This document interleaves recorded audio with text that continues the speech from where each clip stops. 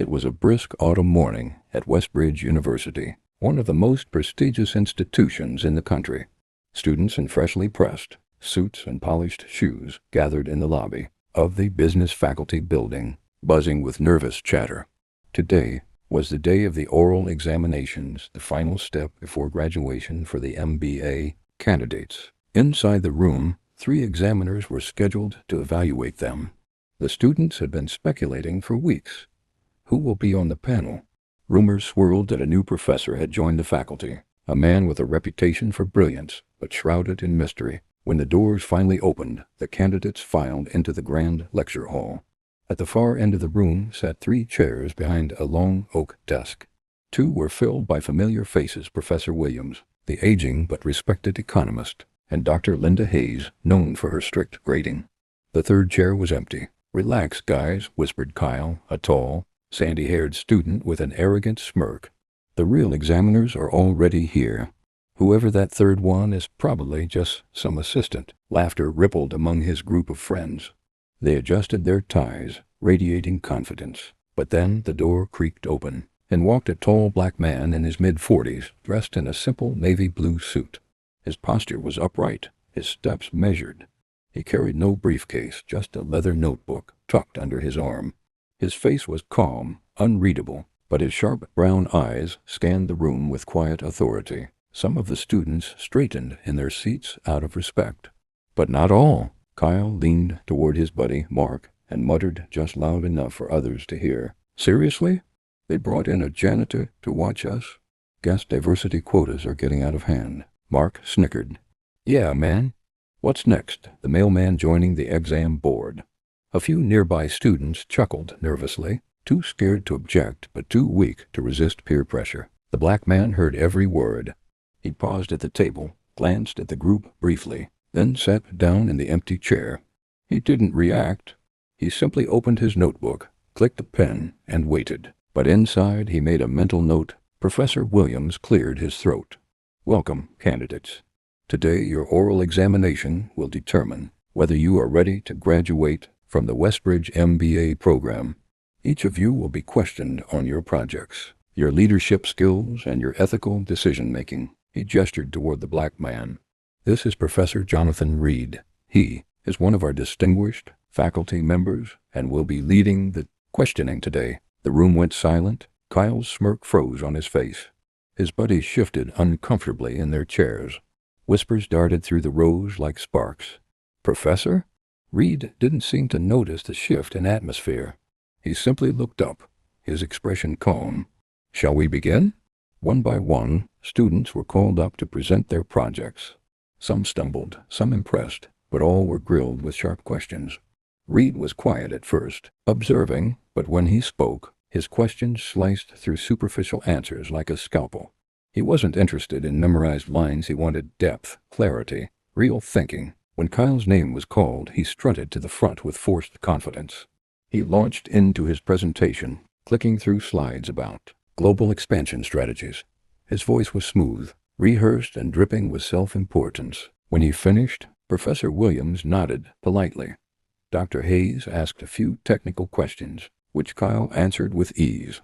Then came Reed. Professor Reed closed his notebook and leaned forward. His voice was calm, steady. "Mr. Thompson, you've outlined strategies for expanding into African markets.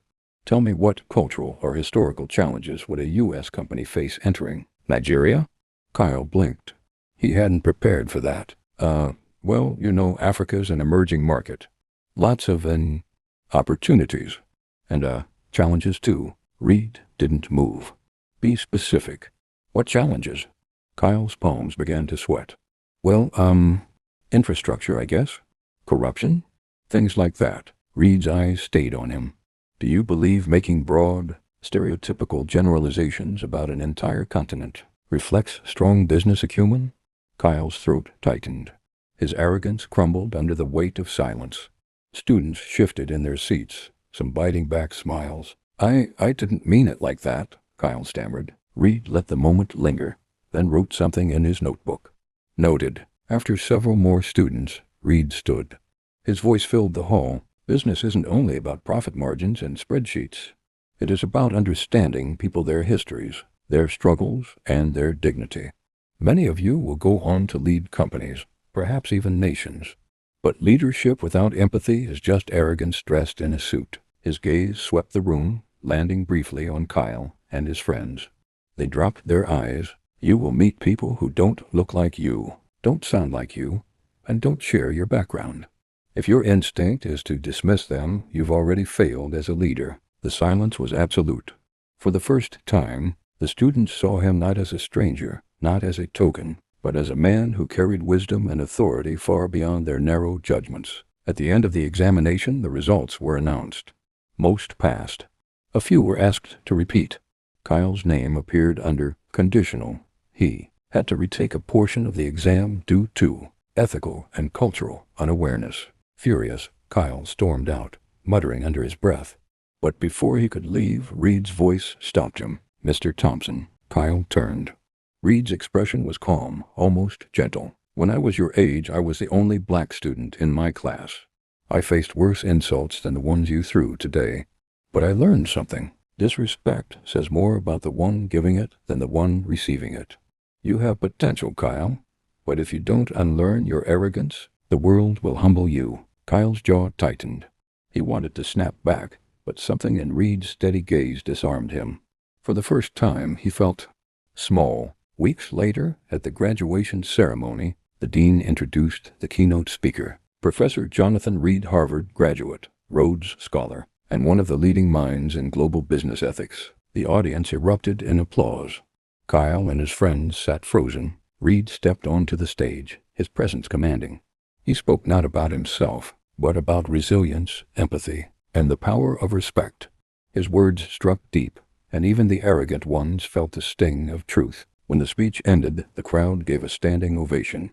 Among the applause, Kyle rose too hesitant, but genuine. For the first time, he saw Red not as a black man who didn't belong, but as a professor, a leader, and a man whose respect had to be earned. Later that evening, Reed sat alone in his office. He looked out the window at the graduates celebrating in the courtyard. He had seen it all before: the arrogance, the ignorance, the prejudice. But he had also seen transformation. He closed his notebook and smiled faintly. "One lesson at a time," he murmured, for while they had come to be examined on business, they had walked away examined on their humanity. They disrespected him because of the color of his skin. They mocked him, dismissed him, and assumed he didn't belong. But in the end, he was the professor, the examiner, the one who held their futures in his hands. Respect, after all, is not given freely. It is earned through wisdom, integrity, and the quiet strength of character. And Professor Reed? He had all three.